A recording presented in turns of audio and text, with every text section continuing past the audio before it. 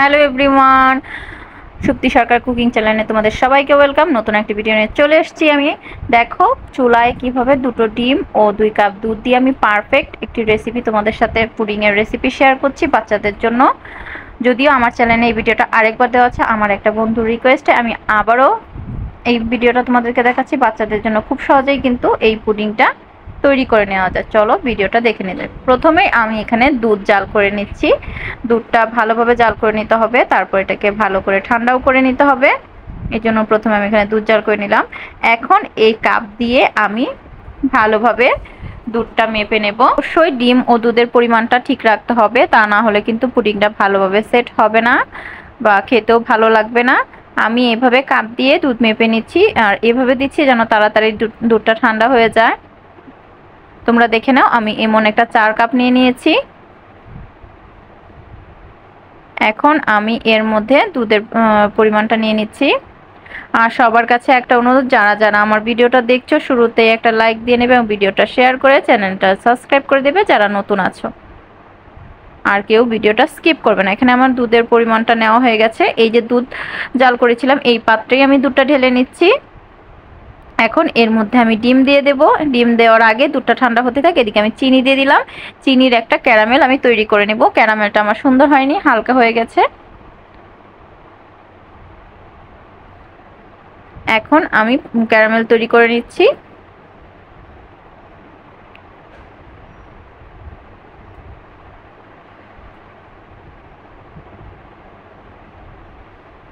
এইভাবে যদি তোমরা পুডিং তৈরি করো তাহলে কিন্তু পুডিং একদম পারফেক্ট ভাবে তৈরি হবে।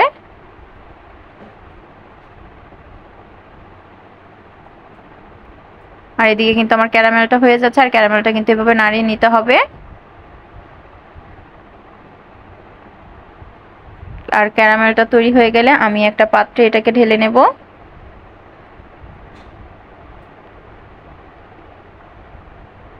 তোমাদের সুবিধার্থে আমি ভালোভাবে দেখিয়ে দিচ্ছি। এই তো ক্যারামেলটা কিন্তু আমি একটা পাত্রে ঢেলে নিয়েছি। এটা এখন ঠান্ডা হোক। যে পাত্রে আমি পুডিংটা সেট করব এই পাত্রে আমি ঢেলে নিয়েছি। এদিকে কিন্তু আমার দুধটাও ঠান্ডা হয়ে গেছে। এর মধ্যে এখন আমি ডিম দিয়ে দিচ্ছি।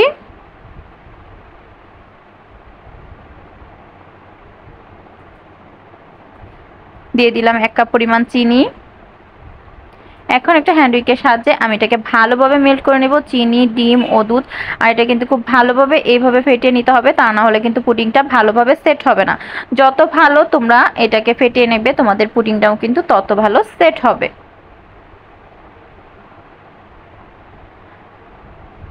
আমার কিন্তু এটা ফেটানো হয়ে গেছে। এখন এর মধ্যে আমি ভ্যানিলা এসেন্স দিয়ে দিলাম 1 চামচ। তাহলে কিন্তু ডিমের যে একটা আষ্টে গন্ধ থাকে ওইটা থাকে না। এখন আমি আবারও এটাকে খুব ভালোভাবে ফেটিয়ে নেব। এটা কিন্তু আমার এখন রেডি হয়ে গেছে। এখন যে বাটিতে আমি পুডিংটা সেট করব এর মধ্যে এটাকে বসিয়ে দিচ্ছি, ঢেলে দেব।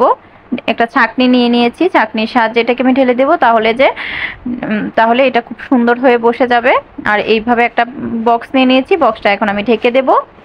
আর এখন আমি গ্যাসের চুলায় চলে যাচ্ছি। একটা প্যান বসিয়ে এর উপরে এটা এভাবে দিয়ে দিলাম। কিন্তু এখন আমি এটাকে এর মধ্যে প্যানের উপরে 2টো কাপড় দিয়ে দিয়েছি। কাপড়ের উপরে বাটিটা বসিয়ে দিয়েছি। পুডিং সেট হয়ে যায়।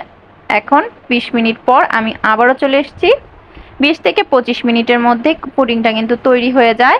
তোমরা চাইলে আরও বেশি সময় নিতে পারো। আমার প্রায় 25 মিনিট লেগেছিল। একটা টুথপিক দিয়ে আমি তোমাদেরকে দেখিয়ে দিলাম। পুডিংটা কিন্তু আমার একটুও লেগে যায়নি, একদম রেডি হয়ে গেছে। এখন এটাকে আমি ফ্রিজে ঢুকিয়ে দেব। 2 ঘন্টার জন্য আমি এটাকে এভাবেই ফ্রিজে রেখে দেবো। আর কেউ গরম অবস্থায় কিন্তু পুডিংটা নামাতে যাবেন না, তাহলে কিন্তু ভেঙে যাবে। 2 ঘন্টা পর আমি ফ্রিজ থেকে এটাকে নামিয়ে নিয়েছি। দেখো আমার পুডিংটা কিন্তু খুব সুন্দর সেট হয়ে গেছে। এখন একটা ছুরির সাহায্যে আমি চারদিকটা এভাবে একটু কেটে দেব। তারপর একটা প্লেট নিয়ে নিয়েছি, প্লেটের মধ্যে ঢেলে নিচ্ছি। এই তো রেডি হয়ে গেছে পুডিং। কেমন লাগলো আমার রেসিপিটা অবশ্যই বলবে।